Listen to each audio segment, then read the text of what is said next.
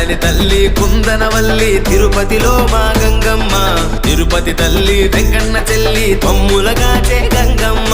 రావే రావే గంగమ్మ మా తాతయ్య గుంట తల్లి గంగమ్మ, రావే రావే గంగమ్మ మా తాతయ్య గుంట తల్లి గంగమ్మ, రావే రావే గంగమ్మ మా తాతయ్య గుంట తల్లి గంగమ్మ.